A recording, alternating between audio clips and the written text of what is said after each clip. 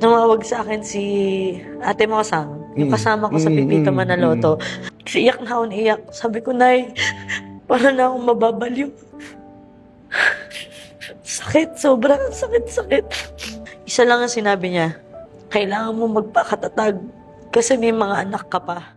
Hinangaan ng maraming netizens ang motherly love ng Pepito Manaloto actress na si Jana Dominguez sa itinuring niyang totoong anak na si Isabel na pumanaw 2 taon na ang nakakalipas.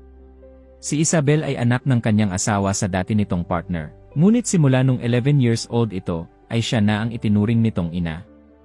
Nakakahanga nga raw kung gaano makikita ang labis-labis na pagmamahal ni Jana kay Isabel na halos humahagulgol ito habang ikinukwento ang pangungulila niya rito.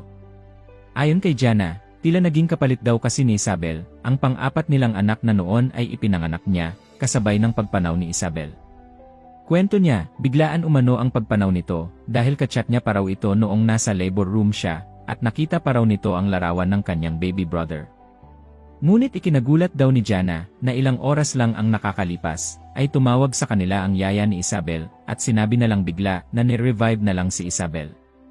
Kaya naman naguluhan daw siya sa nangyayari dahil wala naman umano itong iniinda maliban sa 2 buwang ubo nito. 2 beses pa raw na ni-revive si Isabel nung mga oras na yon, ngunit hindi na raw nito kinaya.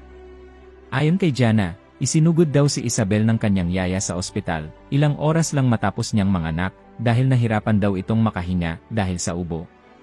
Nagkaroon na rin umano ito ng komplikasyon sa kanyang lungs at puso na naging sanhi ng tuluyan nitong pagpanaw.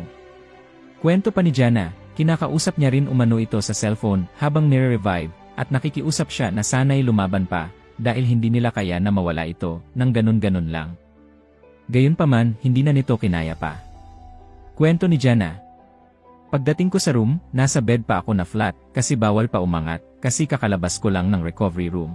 Tumatawag yung yaya niya na nire-revive na daw si Isa. So, parang san galing? Bakit ganito?